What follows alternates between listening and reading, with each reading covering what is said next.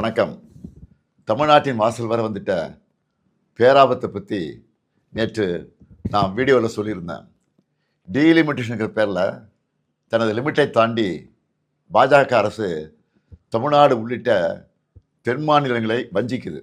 வட மாநிலங்களுக்கு அரசியல் வலிமையை மேலும் வாரி வழங்குற மாதிரியோ, தென் மாநிலங்கள் அரசியல் வலிமையை இழப்பது மாதிரியோ நடந்தால் தமிழ்நாடு பார்த்துக்கிட்டு சும்மா இருக்காது. ஒவ்வொரு குடும்பமும் தெருவுக்கு வந்து போராடும்னு சொல்லியிருந்தேன்.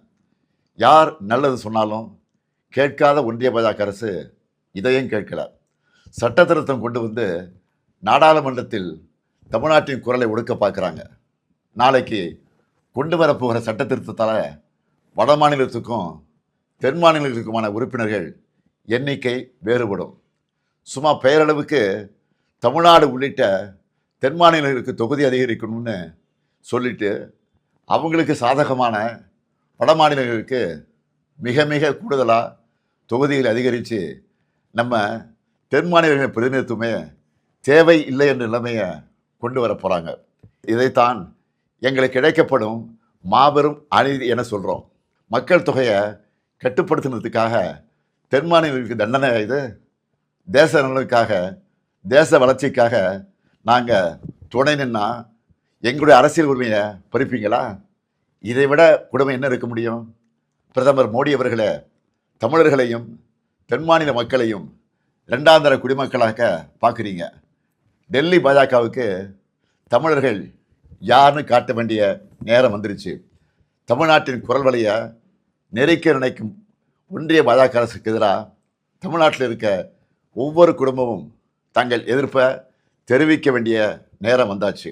நாளைக்கு நாடாளுமன்றத்தில் அவங்க கொண்டு வர போகிற சட்ட திருத்தத்துக்கு எதிர்ப்பை காட்டுற மாதிரி தமிழ்நாட்டில் எல்லாரும் நம்ம வீட்டில் கருப்பு கொடியை ஏற்றுவோம். கருப்பு சட்டத்தை எதிர்த்து நம்ம எதிர்ப்பின் அடையாளமாக கருப்பு கொடியை ஏற்றுவோம். இந்தியாவை இருண்ட காலத்திற்கு அழைச்சிட்டு போகிற எதேச்சதிகார பாஜக அரசுக்கு எதிராக கருப்பு கொடி ஏற்றுவோம். இது தமிழ்நாட்டுக்கும் டெல்லிக்குமான தேர்தல் என நான் சொன்னதை பாஜக தொடர்ந்து நிரூபிக்குது. நான் சொன்னதோட உண்மையான அர்த்தத்தை பாஜகவே உணர்த்திடுச்சு. அவங்களுக்கு தமிழ்நாடு முன்னேறிடக்கூடாது, தமிழ்நாட்டை சார்ந்தவங்க குரல் கூட நாடாளுமன்றத்தில் ஒழிக்கக்கூடாது. அதுக்கான சதி திட்டத்தை சட்டமாகவே கொண்டு வராங்க. சதியை எப்படி சட்டமாக ஏற்க முடியும்? கருப்பு சட்டத்துக்கு எதிராக கருப்பு கொடி ஏற்றுவோம். ஒவ்வொரு வீட்டிலும் பொது இடங்களையும் ஏற்றுவோம். மீண்டும் எச்சரிக்கை செய்கிறேன், மக்கள் தொகை அடிப்படையில் தொகுதிகளை முடிவு செய்யக்கூடாது. கருப்பு சட்டத்தை நிறைவேற்றக்கூடாது.